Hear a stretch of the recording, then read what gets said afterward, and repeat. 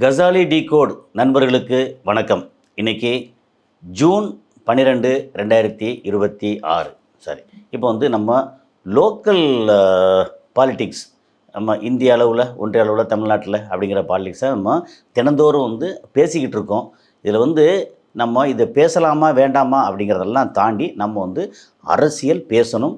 நம்ம எல்லோரும் அரசியல் மயப்படுத்தப்படணும் அப்படிங்கிறதுல எனக்கு எப்போவுமே மாற்று கருத்தே இல்லை. நமக்கு யார் இந்த பார்க்கக்கூடிய ஒவ்வொருத்தரும் எந்த கட்சியாக வேணாலும் இருக்கலாம், எந்த அமைப்பில் இருக்கலாம், எந்த மதமாக இருக்கலாம், எந்த ஜாதியாக இருக்கலாம், எந்த இனமாக இருக்கலாம், எந்த மொழியாக இருக்கலாம். நமக்கு அதெல்லாம் பிரச்சனை இல்லை. அத்தனை பேரும் நமக்கு அரசியல் தெரியணும். அரசியலில் எது நல்லது கெட்டது நம்ம புரிஞ்சுக்கணும் அப்படிங்கிறது தான். ஸோ வழக்கம் போல் உங்கள்கிட்ட நம்ம கேட்குற ரிக்வஸ்ட் உங்களுடைய உதவி என்ன மாதிரி லைக் பட்டனை கிளிக் செய்கிறது, சப்ஸ்கிரைப் செய்கிறது, அப்புறம் ஹைப் பட்டனை கிளிக் செஞ்சு சப்போர்ட் பண்ணுங்கள். எப்படி சப்போர்ட் நிறைய பண்ணிட்டுருக்கேன். அன்றைக்கி லைக் ஹைப்பை பற்றி சொன்ன உடனே பயங்கரமான சப்போர்ட் வந்துச்சு. அது நானும் அவர் சகோதரர் சுஃபியான் அவர்களும் சேர்ந்து பேசியிருந்தோம். அதில் ஹைப் ரொம்ப பெருசாக வந்தது. அதனால் அதுக்கப்புறம் நான் தனியாக பேசும்போதும் கேட்டிருந்தேன். ஹைப் நீங்கள் உண்மையிலே பெரிய அளவுக்கு சப்போர்ட் பண்ணிட்டு அந்தளவுக்கு ரொம்ப உண்மையிலே ரொம்ப சந்தோஷமாக இருக்குது. உங்கள் அத்தனை பேருக்கும் நான் நன்றி சொல்லணும். அப்புறம் வழக்கம் போல் நம்ம இங்கே நான் அடிக்கடி மெட்ரோவில், சென்னை மெட்ரோவில் போகிறது போகும்போது தவறாமல் ஆட்கள் அடையாளம் கண்டுபிடிச்சிடறாங்க. அடையாளம் கண்டு நீங்கள் கசாலி சார் தானே, மிஸ்டர் கசாலி நீங்கள் தானே அப்படின்னு கேட்டு என்ன ஏதுன்னு சொல்லி அவங்களுடைய ஆதங்கத்தை வெளிப்படுத்துகிறாங்க. அதாவது தன்னால் வெளியே சொல்ல முடியாது அப்படிங்கிறதால இன்றைக்கி கூட இன்றைக்கி ஆக்சுவலாக ஆகாயம் தமிழ் அந்த சேனலுக்கு நான் பேசிட்டு வரும்போது அங்கே எல்ஐசி அதிலேருந்து இதில் நம்ம சென்ட்ரல் அப்புறம் அந்த மாதிரி வரும்போது ஒருத்தர் தேடி ஓடி இந்த மாதிரி இருக்குது, நாங்கள் இது மாதிரி சோலார் சம்மந்தப்பட்டு இதை பண்ணிகிட்ருக்கோம், அதை பற்றி எதாவது பேசலாமா அப்படின்னா நான் சொன்னேன், நான் வெறுமனே ஜஸ்ட்டு ப்ரொமோஷன் பண்ணுறது இல்லை. ஆனால் ப்ரொமோஷனை நீங்கள் விளம்பரம் கொடுத்தா எனக்கு பிரச்சனை இல்லை. அதே நேரத்தில் சோலாரை பற்றி பேசணுன்னா எனக்கு சோலாரை பற்றி, சோலாரில் என்ன நடக்குது, நம்ம மக்கள் சோலாரை பயன்படுத்துகிறாங்கன்னா அதில் நமக்கு முதல்ல ஏதாவது பிரயோஜனப்படுதா அப்படின்னு சொல்லி முதல்ல கேட்டு பார்த்துக்கிட்டு அதை ப்ரூஃப் அதெல்லாம் பார்த்ததுக்கு அப்புறம் தான் நான் அதை பற்றி பேசுவேன். சும்மா ஜஸ்ட் லைக் தட் பண்ணுறதில்ல. அதே மாதிரி இப்போ சோலார் நம்ம போட்டோம்னா இயற்கைக்கு நல்லது, நாட்டுக்கு நல்லது, முதல்ல நமக்கு நல்லது, அதுக்கப்புறம் நாட்டுக்கு நல்லது அப்படின்னு சரியாக இருக்கும். வீட்டை பட்டினி போட்டு நாட்டை நல்லது பண்ணுறது அப்படிங்கிறதெல்லாம் ரெண்டாம் கட்டம் தான். அதெல்லாம் அப்படி பண்ண முடியாது அப்படின்னு சொன்னால் உண்மையிலே சூப்பர் சார் அப்படின்னு சொல்லிட்டு போனாங்க. அதனால் அதுக்கு அடுத்த கட்டம் என்ன செய்ய போகிறோம் அப்படிங்கிறத நம்ம பார்க்க போகிறோம். இன்றைக்கி நம்ம முழுக்க நம்முடைய மாண்புமிகு திருவாளர் நரேந்திர தாமோதராஸ் மோடி அவரை பற்றி நம்ம பேச போகிறோம். அவரை பற்றி பேசுகிறதுக்கு என்ன இருக்குது அப்படின்னா நிறையா இருக்குது. பாசிட்டிவ் பாயிண்ட் அப்படின்னு எடுத்துட்டிங்கன்னா, ஒரு எளிய குடும்பத்தில் பிறந்த ஒரு சாதாரண ஒரு மனிதன்.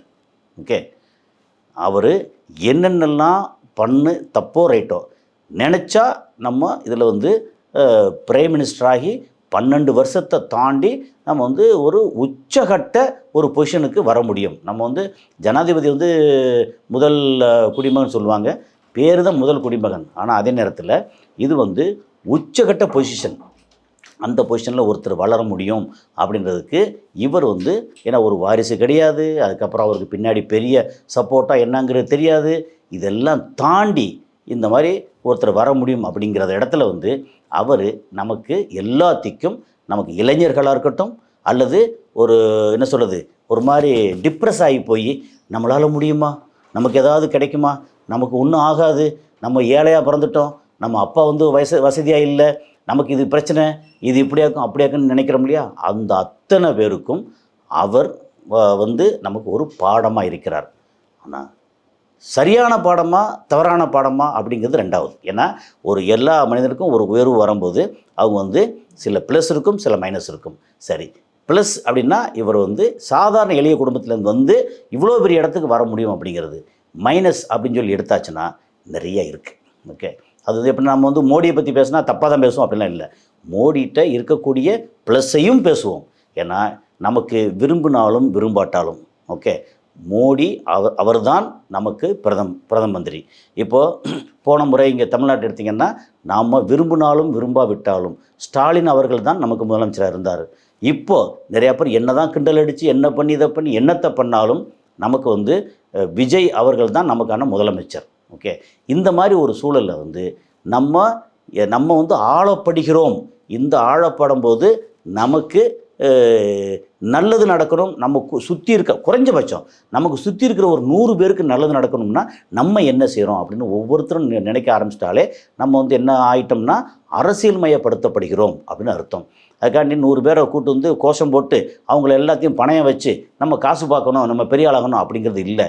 நமக்கு கிடைக்கிறது இந்த பூமியிலேருந்து நமக்கு கிடைச்சது, அந்த கிடைச்சது 4 பேருக்கு பகிர்ந்து கொடுக்கணும் அப்படிங்கிறது தான் வந்து ஒரு சரியான மனிதத்தன்மையாக இருக்கும், சரியான பண்பாடாக இருக்கும் அப்படிங்கிறது. சரி, இப்போது இவரை பற்றி நம்ம சொல்லும்போது இந்த மாதிரி வந்தார். அதுக்கு வந்து பெஸ்ட்டு உதாரணம் ஒரு சினிமா படம் தான். நமக்கு வந்து அமைதி படையில் சத்யராஜ் எப்படி வந்தாரோ கிட்டத்தட்ட அதே மாதிரி உழைப்பு, டிட்டர்மினேஷன், இப்படி அடைஞ்சே தீரணும்னு கொஞ்சம் கொஞ்சமாக வந்தார். என்ன ஒன்று, அவர் வந்த பாதை வந்து ஒரு மென்மையான பூக்களால் நிரம்பிய பாதை அல்ல, இரத்தத்தாலும் கொலை அப்படின்னு சொல்லி ஏகப்பட்ட ஒரு வஞ்சனை, கொலை அப்படின்னு ஒரு சதை பிண்டம், ரத்தம் அப்படின்னு அதில் நிரம்பிய பாதையில் கால், கை இதெல்லாம் வந்து இரத்தத்தோடு வந்து சேர்ந்த ஒரு மனிதன். ஓகே, இது வந்து இவர் மட்டும் தான் முதலாக வந்திருக்காரு அப்படின்னா அப்படி இல்லை. முன்னாடி வந்து ஏகப்பட்ட மன்னர்கள் அந்த மாதிரி வந்திருக்காங்க. ஆனால் இப்போ வந்து இப்போ லேட்டஸ்ட்டாக இப்போ இவர் இப்படி வந்திருக்கிறாரு. அதுக்காண்டி இவர் மட்டும்தான் கொலை பண்ணார் அப்படின்னா, இவர் வந்தது குஜராத்தில் நடந்த கொலைகள் அது அத்தனைக்கும் இவர் முக்கிய பங்காற்றியிருக்கிறார், முக்கியமாக இருந்திருக்கிறார். அப்புறம் தனக்கு தேவை வேணும் அப்படிங்கிறதுக்காக இந்த மாதிரி மத வெறுப்பை வந்து முக்கியமாக எடுத்தார். அதுக்கப்புறம் வந்து ராம ஜென்ம பூமி முக்கியமாக எடுத்தார். ஸோ இந்துக்களுக்கு வந்து இங்கே இருக்கிற இந்துக்களுக்கு ராமர் கடவுள் இல்லையா, அவர் கோயில் கட்ட வேணாமன்னா கட்டணும். ஆனால் நீங்கள் வந்து இது கோயிலுக்கு கீழே இது இருந்துச்சு அது இருந்துச்சு சொல்ல ஆரம்பித்தா எல்லா இந்தியாவில் இருக்கக்கூடிய பெரும்பாலான இடங்களில் இருக்கிற கோயிலுக்கு கீழே எங்கெல்லாம் மசூதி சில பழங்கால மசூதி இருக்கோ அது கீழே எல்லாமே வந்து புத்த சம்மந்தப்பட்ட விஷயந்தான் இருந்தது. அப்போ எல்லாத்தையும் முடிச்சுட்டு புத்தர்களுக்கு கொடுத்துடலாமா? அப்படி போகவே முடியாது. அப்புறம் பின்னாடி போய்கிட்டே இருந்தோம்னா எஞ்சி இருக்கிறது ஒன்றுமே இல்லை. வெறும் என்ன சொல்கிறது, நம்ம நியாண்டர்தால் மனிதர் வரைக்கும் பழைய மனிதர் வரைக்கும் போயிடுவோம் நம்ம வந்து. ஸோ அதெல்லாம் வேண்டாம். நம்ம இவர் என்ன பண்ணார், இப்படி ரத்தத்தில் நடந்து வந்த ஒருத்தர் பிரைம் மினிஸ்டராக வந்தார். சரி, அவர் பண்ணதில்ல, நான் தனக்கு தேவைங்கிறதுக்காக அவ்வளோ விஷயத்தை வந்து பண்ணியிருக்கிறாரு. சரி, நம்பர் 1 வந்து எல்லாத்தையும் விட ரொம்ப அதிகமாக என்ன பண்ணியிருக்காரு, 4399 நாள் பிரைம் மினிஸ்டர் இருந்திருக்கிறார். ஓகே, அப்போ என்ன அர்த்தம், 10 வருஷம் முடிஞ்சு அடுத்து 12 வருஷம் முடிஞ்சு அடுத்த கட்டத்துக்கு போயிட்டுருக்கிறார். 4399 நாள், எல்லோரையும் விட, நெரு விட, இந்திரா காந்தி விட, எல்லாரையும் விட அதிகமான நாள் பிரைம் மினிஸ்டர் இருந்திருக்கிறார். ஓகே, அதிகமான நாள் பிரைம் மினிஸ்டராக இருந்து இவர் சாதனை என்ன அப்படின்னு கேட்டிங்கன்னா நமக்கு வந்து 0 அப்படின்னு சொல்ல முடியாது, மைனஸில் தான் சொல்லணும். ஏன்னா நமக்கு இந்தியாவுக்கு சொந்தமாக இருந்த ஏர்கிராஃப்டை டாட்டா விற்றாச்சு, இந்தியாவுக்கு சொந்தமாக இருந்த நிறைய ஏர்போர்ட்டு சீபோர்ட்டை வந்து அதானிக்கு விற்றாச்சு, மக்களோட இதெல்லாத்தையும் எடுத்து அதானி அம்பானிக்கு கொடுத்தாச்சு. அதுபோக ஏகப்பட்ட என்ன சொல்கிறது, ஒரு சில குஜராத்திகளுக்காக இவர் வந்து மொத்த இந்தியாவையும் அடமானம் வச்சு அடகு வச்சு மக்களை வந்து வாட்டி வதைச்சு அப்படி பண்ணியிருக்காரு. இவர் வந்து ஒன்றுமே வேறு யாரும் எதுவுமே எதிர்த்து பண்ணவே முடியலை அப்படிங்கிற ஒரு நிலைமை வந்துச்சு இல்லையா. அந்த நிலைமை என்னென்ன பண்ணியிருக்காருன்னு பார்த்தாச்சுன்னா, பேப்பர் லீக்ஸ், அதாவது எக்ஸாம்னா பேப்பர் லீக் ஆகுது, நீட்டு கொண்டு வந்து இதை கொண்டு வந்து அப்படி பேப்பர் லீக் ஆகுது. அதுக்கப்புறம் பார்த்திங்கன்னா இன்ஃப்ளேஷன், நமக்கு வந்து பணவீக்கம் சொல்லுவோம். பணவீக்கம் என்ன, இன்றைக்கி நம்ம ஒரு பொருளை வந்து உதாரணத்துக்கு ஒரு காய்கறியோ இல்லை வீட்டு சாமானோ இல்லை பருப்போ அரிசியோ, இது இன்றைக்கி வந்து அரிசி ஒரு மூட்டை வந்து உதாரணத்துக்கு 25 கிலோ மூட்டை இல்லை 26 கிலோ மூட்டை வந்து ஒரு 1500 ரூபாய்க்கு வாங்குகிறோம் அப்படின்னா, அதே மூட்டையை வந்து அடுத்து இவர் ஆட்சி பண்ணிட்டு இருக்கிறாரு, 5 வருஷம் கழித்து அதே மூட்டையை வந்து இப்போது 2500 ரூபாய்க்கு வாங்குகிறோம் அப்படின்னா அது வந்து இன்ஃப்ளேஷன். சரி, நமக்கு வந்து சம்பளம் இன்றைக்கி வந்து 30,000 வாங்கிட்டு இருக்கோம், ஒரு 5 வருஷம் கழித்து அதே அளவுக்கு இன்ஃப்ளேஷன் அப்படி போச்சு அப்படின்னா நம்ம அந்த ரேஞ்சுக்கு அது ப்ரொபோஷனேட்டாக போச்சு அப்படின்னா நமக்கு வந்து அது 50,000 சம்பளமாக இருக்கணும். அவ்வளோ வருதான்னா அவ்வளோ இல்லை. அதுதான் வந்து ஒரு பெரிய சிக்கல். ஓகே, அப்போ இன்ஃப்ளேஷன் என்ன சொல்கிறது, பணவீக்கம் ரொம்ப ஆகி விலைவாசி ரொம்ப அதிகமாகி நிறையா பேர் திணற இடத்துக்கு வந்து நிற்கிறோம் இன்ஃப்ளேஷன். அப்புறம் கோவிடில், ஏன்னா ஒன்று இது இருக்குது, இதை வந்து முக்கியமாக இந்த பிக்சர் மட்டும் போடுறோம். கோவிடில் இந்த மனுஷங்களை பார்க்காம ட்ரெயினில் வந்து ஒரு சென்ட்ரல் கவர்மெண்ட்டோட ஒன்றிய அரசோட ட்ரெயின் தானே, அந்த ட்ரெயினை வந்து யாரெல்லாம் போகணுமோ ஃப்ரீயாக விட வேண்டி தானே, அதுக்கு டிக்கெட்டு, அந்த டிக்கெட்டை வந்து சில நேரம் அங்கங்கே வந்து மாநில அரசுகளே ஏற்றுக்கிருச்சு. அந்த மாதிரி வந்து கொடூரமாக பண்ண ஒரு பிரைம் மினிஸ்டர் இவர். ஓகே. ஏன்னா இவருக்கு கீழே தான் வந்து எல்லா அமைச்சர்கள் இருக்காங்க இல்லையா? அதனால் இவர் கொடூரமாக பண்ணாங்க. இந்த மாதிரி கோவிடில் எத்தனை பேர் இங்கேருந்து தமிழ்நாட்டில் நிறைய வேலைக்கு வந்தாங்க, லட்சக்கணக்கான பேர் திரும்பி போகும்போது எத்தனை பேர் செத்தாங்க. தூக்கு போகிறவங்கள முடியாமல் மரத்தில் வந்து அப்பன் தூக்கு போட்டு சாக மக வந்து அப்படி பார்த்து பரிதாபமாக நிற்க அப்படின்னு அந்த மாதிரி நடந்துச்சு. போகிற வழியிலேயே ஒரு கருப்பஸ்திரி வந்து அப்படியே குழந்தைய பற்றி அப்படி பல்லால் கடித்து இந்த இதை தொப்புள் கொடி இருக்கு இல்லையா, அதை கடிச்சு விட்டு அப்படி அந்த பச்சிரம் குழந்தை பிறந்த குழந்தைய ஒரு வழி இல்லாமல் அப்படி தூக்கி போட்டு கொண்டு போனான். இது என்ன ஒரு கொடுமை! இந்த கொடுமையெல்லாம் இதை கேட்கும்போது நமக்கே வந்து இவ்வளோ வைத்தறிச்சலாக இருக்குது. ஆனால் அதிகாரத்தில் உட்காந்தாச்சுன்னா இது எல்லாம் கேட்க மனசு இல்லாமலா, மனசில் ஈரமே இல்லாமலா போயிடும். என்னன்னு தெரியல. நமக்கு உண்மையிலே வந்து இது புரியலை. இதோட தாத்பரியம் என்னன்னு நமக்கு புரியலை. இவ்வளோ மக்களை கொடுமைப்படுத்துகிறமே கொஞ்சமாகுது. அப்போ இவருக்கு வந்து எப்போ அசோகருக்கு இந்த மாதிரி போர்க்களத்தை பார்த்து ஞானோதயம் வந்து இனிமேல் வந்து போரே வேண்டாம் அப்படின்னு மரம் நட்டி மக்களுக்கு நல்லது பண்ண நினச்சாரோ, அது மாதிரி இந்த திருவாளர் மோடிக்கு வந்து எப்போ ஞானோதயம் வரப்போகுது அப்படின்னு தெரியல. அதுக்கடுத்து வந்து டிமானிட்டைசேஷன்.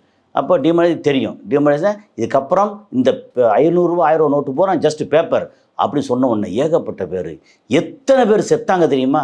ஏன்னா இப்போ வந்து இதில் ஏடிஎம் க்யூவில் நிற்க முடியாமல் செத்தவங்க, கல்யாணம் பசங்க இது பையனுக்கு பொண்ணுக்கு கல்யாணம் வச்சுருந்து ஹாஸ்பிட்டலுக்கு போக முடியாமல் இது முடியாமல் எவ்வளோ பேரை வந்து இந்த மாதிரி கொண்டிருக்காரு தெரியுமா? அதாவது எப்படின்னா நேரடியாக இல்லாட்டாலும் இந்த இத்தனை சாவுகளுக்கும் மரணத்துக்கும் அவர் தான் முக்கியமாக காரணமாக இருந்தார்.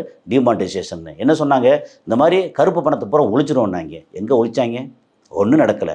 சும்மா வெறுமனே பேச்சு. சொன்னது பூரா பொய், சொன்னது பூரா வடை, சுட்டது பூரா வடை, வாயால் வடை சுட்டு அப்படின்னு இவ்வளோ தூரம் பண்ணார். ஓகே. அது போக வந்து இது வந்து ஜிஎஸ்டி எடுத்தால் 28%, 40%, 18%, 12%, 5% அப்படின்னு இஷ்டத்துக்கு ஜிஎஸ்டியை போட்டு, அதுக்கப்புறம் ஜிஎஸ்டியை வச்சு நம்ம தனியாக வேறு கொஞ்சம் முன்னாடி பேசியிருக்கோம், பின்ன ஃப்யூச்சரில் பேசுவோம். ஜிஎஸ்டி வந்து திடீர்னு பார்த்தா இம்போஸ் பண்ணி அங்கே இருக்கக்கூடிய அதிகாரிகளுக்கு தலையும் புரியல காலும் புரியலை, வணிகருக்கு ஒன்றும் புரியலை, வியாபாரிகளுக்கு ஒன்றும் புரியலை, யாருக்குமே ஒன்றும் புரியாமல் ரொம்ப பாடாப்பட்டு பணம் பூரா தேங்கி ஒரு மாதிரி ஆகி என்ன செய்யணும்னு தெரியாமல் தொழில் முடங்கி கோயம்புத்தூர் திருப்பூர் ஏரியா தமிழ்நாட்டில் அப்புறம் சிவகாசி இதெல்லாம் பார்த்திங்கன்னா உண்மையிலேயே பெரிய அளவுக்கு வந்து பாடாப்பட்டவங்க இந்த ஜிஎஸ்டினால் வந்து பாதிக்கப்படாத மனுஷனே கிடையாது இந்தியாவில். அந்த அளவுக்கு ஜிஎஸ்டி வந்து பெரிய ஃப்ளாப்பு. அதுக்கப்புறம் அன்எம்ப்ளாய்மெண்ட்னா அது சொல்ல வேண்டியதில்லை. வருஷத்துக்கு 2 கோடி இளைஞர்களுக்கு நான் வந்து வேலை கொடுப்பேன் அப்படின்னு சுட்ட வடை வந்து இன்னும் சுட்டுக்கிட்டே இருக்கார். 2047 வந்து வல்லரசு ஆகும், 2060 வந்து முள்ளமாரி அரசாகும்னு என்ன சொல்லுவாருன்னு தெரியாது. அவ்வளோ மோசமாக அன்எம்ப்ளாய்மெண்ட்டு. இன்றைக்கி பார்த்திங்கன்னா வேலைவாய்ப்பு இல்லாமல் காக்ரோச் இந்த மாதிரி கரப்பாம்பூச்சி காக்ரோச் ஜனதா பார்ட்டி அதுக்கு பின்னாடி மக்கள் அலையாக போகிறாங்க. என்ன காரணம்? நீங்கள் பண்ணுறதெல்லாம் தப்பு, நீங்கள் வெறுமனே வாயில் வடை சொல்கிறீங்க, உங்களால் ஒன்றுத்துக்கு ஆகாது, எனக்கு ஏதாவது வந்து ஒரு சால்வேஷனுக்கு யாராவது ஆள் வந்துடுவாங்களா, ஏதாவது வரமாட்டாங்க, மீட்பர் யாராவது வரமாட்டாங்களா அப்படின்னு சொல்லி பார்த்து கதற இளைஞர் கூட்டம் வந்து அவங்க பின்னாடி போகிறாங்க. ஏன்னா வேறு வழியே இல்லை. இந்த மாதிரி உட்காந்துக்கிட்டு மேலே உட்காந்து இப்படி அழிச்சாட்டியம் பண்ணிக்கிட்டு இருந்தால் இதெல்லாம் இப்படித்தான் நடக்கும். அது இல்லாமல் கிரைம் அகென்ஸ்ட் உமன் இது வந்து சொல்லவே வேண்டியதில்லை. எத்தனை இடத்துல நீங்கள் வந்து அது குஜராத்தாக இருக்கட்டும் அல்லது இப்போ காஷ்மீராக இருக்கட்டும், ஏகப்பட்ட இடங்களில் உமனுக்கு எதிரான கிரைம். அப்புறம் வந்து தலித்தாக இருந்தாலோ இஸ்லாமியராக இருந்தாலோ கிறிஸ்தவராக இருந்தாலோ அவ்வளோதான், சோழி முடிஞ்சு. அந்த அளவுக்கு வந்து ஒரு பாகுபாடோட இவ்வளோ கேவலமாக இவ்வளோ மோசமாக நடந்துக்கிட்டு இன்னும் நீங்கள் வந்து பிரைம் மினிஸ்டர் ஒட்டிக்கிட்டு இருக்கீங்க.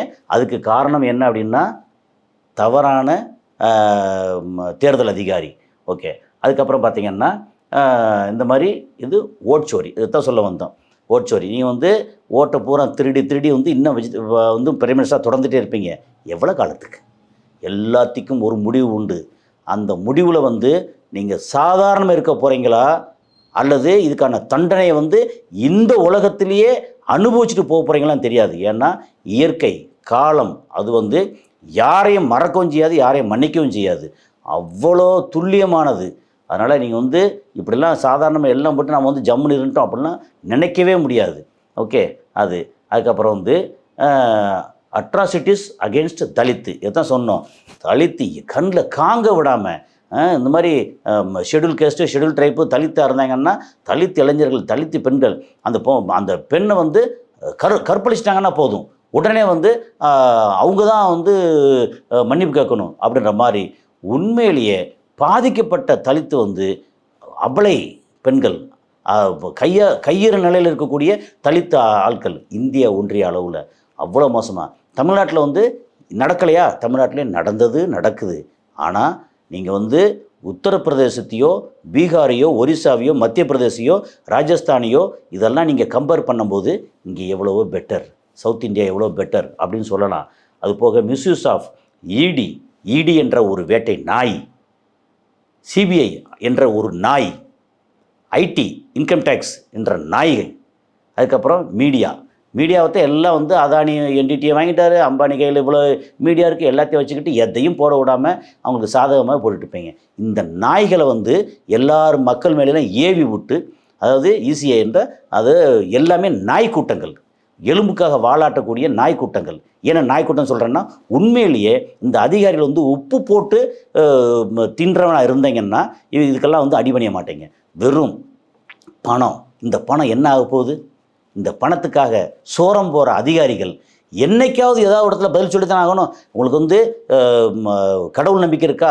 கடவுள் நம்பிக்கை, சாமி எதுவாக இருந்தாலும் தண்டிக்காதா? இல்லை அடுத்த இந்த மாதிரி தப்பாக பண்ணிவிட்டு இவ்வளோ வர்ற காசு இருக்கு இல்லையா, இந்த பணத்தை வச்சு உங்கள் சந்ததிகள் விளங்கவா செய்யும்? கண்ணு முன்னாடி நாசமாக போகிறத பார்க்கத்தானே போகிறீங்க. இவ்வளோ கேவலமாக நடந்துக்கிற இந்த அதிகார வர்க்கம் இருக்கு இல்லையா, அதிகார வர்க்கம்னு அதிகாரிகள், இந்த அதிகாரிகள் வந்து திருந்தணும். இல்லை இது முடியாது, ரிசைன்மெண்ட் போங்க, என்ன செத்தா போயிருவீங்க. இந்த மாதிரி ஒரு இடத்துல தேர்தல் அதிகாரியாக இல்லை இடியில் வந்து அதிகாரத்தில் இல்லை, எங்கேயாவது வேலை இல்லை அப்படின்னு ரிசைன்மெண்ட் போனான்னா செத்தா போயிட போகிறீங்க. உங்களுக்கு உலகத்தில் வாழ்கிறதுக்கு வழியே இல்லை. இவ்வளோ கேவலமாக நடந்த இவ்வளோ மோசமாக இப்படி மொத்தத்துக்கு இருக்கிற அத்தனை சிஸ்டத்தையும் தனக்கு ஏற்ற மாதிரி வளைச்சி இவ்வளோ மோசம் பண்ண திருவாளர் மோடி அவர்கள் அடுத்து என்ன செய்ய போகிறார்? பேச்சு மூச்சு இல்லாமல் பதில் சொல்ல முடியாமல் திணறி போய் கிடக்காங்க ஒரு காக்ரோச், கரப்பாம்பூச்சியை பார்த்து. ஓகே, எப்படின்னா எவ்வளோ பெரிய யானையாக இருந்தாலும் என்ன வேணாலும் பண்ணலாம், காதுக்குள்ளே எறும்பு பூச்சி அப்படின்னா யானையால் தாங்க முடியாது. கடைசியில் வந்து பிளிரி அலைஞ்சு ஓடி போய் முட்டி மோதி தானாக செத்து போகும் அந்த யானை. அது மாதிரி வந்து இந்த காலம் வந்து அப்படி சாதாரணது இல்லை. அது அவங்க வந்த வழி தப்போ ரைட்டாலும் பிரச்சனை இல்லை. இளைஞர்கள், இந்த மக்கள், கையிறு நிலையில் இருக்கக்கூடிய மக்கள் வேறு வழியே இல்லாமல் என்ன பண்ணுறது தெரியாமல் இருக்காங்க. நம்முடைய மாண்புமிகு பிரதமர் மோடி அசோகர் மாதிரி என்னமாவது இல்லை, புத்தருக்கு வந்து திடீர்னு போதி மரத்தை ஞானம் வந்த மாதிரி எங்கேயாவது ஒரு இடத்துல ஞானம் வந்து தொலைச்சிட்டா பரவாயில்ல, என்னமாவது பண்ணி தொலைச்சிட்டா பரவாயில்ல, இனிமேல் வந்து ஒழுங்காக மக்களுக்காக ஏதாவது பண்ணுவோம், இது வரைக்கும் நம்ம ஏதோ பண்ணிவிட்டோம் அப்படின்னு பிராயசித்தம் பண்ணுறதுக்கு ஒரு வாய்ப்பு கிடைச்சிது, பிராயசித்தம் பண்ணிட்டா பரவாயில்ல. இவ்வளோ மோசமாக நடந்துக்கிட்டு இது அப்படியே வந்து பத்திரிக்கையாளரை மீட் பண்ணுறதில்ல, இதையும் பண்ணுறதில்ல, என்ன நடந்தாலும் அப்படியே மௌன சாமியார் மாதிரி அப்படி பார்த்துக்கிட்டு இருக்கிறது, பண்ணுறது பூரா வந்து தவறான விஷயங்களாக பண்ணிட்டு இது வந்து நல்லதுக்கு இல்லை அப்படிங்கிறது தான். இது வந்து விமர்சனம் தான், யாரையும் பழிச்சு காட்டுறதோ இல்லை. அதுக்காக எதிராக இருக்கக்கூடிய காங்கிரஸ் சூப்பராக அப்படின்னா இந்த இத்தனை கேடுகளுக்கும் அடிக்கோடிட்டது காங்கிரஸ் தான்.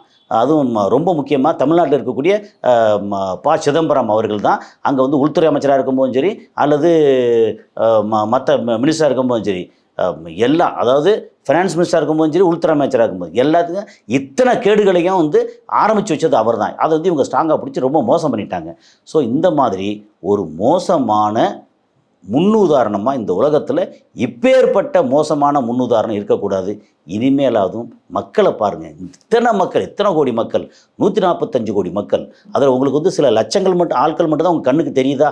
ஏன் குஜராத்தி மட்டும்தான் வந்து இந்த இந்தியாவில் வந்து வாழணுமா, மற்றவெல்லாம் என்ன சாகணுமா அப்படிங்கிற விஷயத்தை யோசித்து பார்த்து நாம் வந்து எப்படின்னா இதை வந்து பின்னூட்டத்தில் பிஜேபி ஆர்எஸ்எஸ் வந்து லப்பன்னு கடிக்கிறதுக்கு குதிரைக்கு வருவீங்கள்ல, அவங்கெல்லாம் கொஞ்சம் ஓரமாக நின்று பாருங்கள். எனக்கு வந்து மோடியை அவரோட என்ன சொல்கிறது, அவர் உயர்ந்த ஜாதியில் இல்லை, ஒரு மீடியம் ஜாதியில் இருக்கிறார். அங்கேருந்து வந்து இவ்வளோ உயரத்துக்கு போக முடிஞ்சு. அந்த விஷயத்தில் வந்து மோடியை வந்து பாராட்ட எனக்கு மோடி ரொம்ப பிடிக்கும். ஆனால் இந்த பண்ணியிருக்க விஷயம் இருக்கு இல்லையா, பண்ணிகிட்டு இருக்க விஷயம் இதெல்லாம் தவறானது அப்படின்னு சுட்டி காட்டுறது தான் ஒரு பத்திரிகையாளனோட ஒரு மீடியாக்காரனோட கடமை. அதை நான் செய்கிறேன். தவறுகள் நிறையா இருக்குது, திருத்தருக்கு வாய்ப்பு இருக்கும் அல்லது திருத்தப்படுவீர்கள் அப்படிங்கிறதான். ஸோ அடுத்த காலையில் சந்திப்போம். நன்றி.